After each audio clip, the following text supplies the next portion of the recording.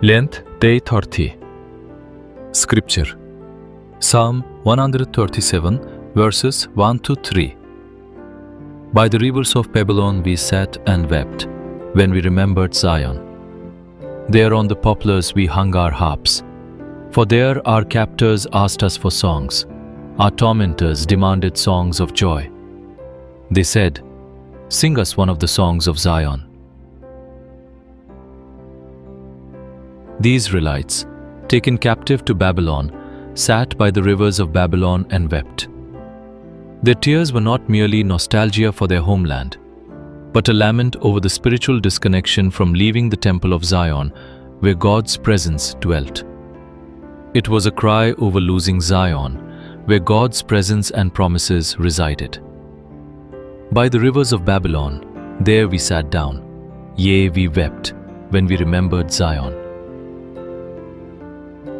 There they hung their harps upon the willows, for they could no longer sing praises.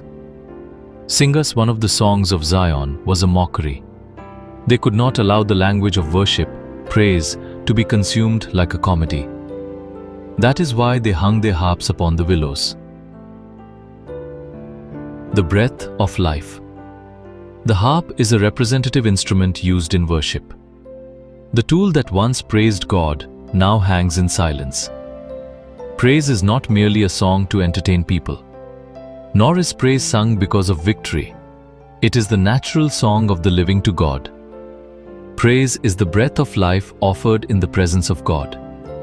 Yet captivity robbed them even of that breath. The banks of silence. Lent is a crucial time to honestly examine where our praise has ceased. While outward worship continues, has our inner self not already sat down by the river of silence? Praise is offered not by words but by life itself.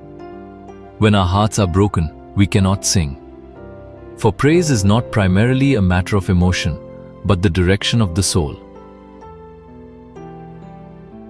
The world still demands we sing one of the songs of Zion. Yet praise is a holy response offered only before God. Do you have a longing for the Lord? As we enter this Lent, may we break the silence, take up the harp hanging on the willow tree once more, and offer praise as the cry of our soul to God.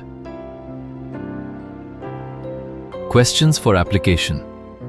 Why are you singing praise today, having taken up the harp hung on the willow tree once more?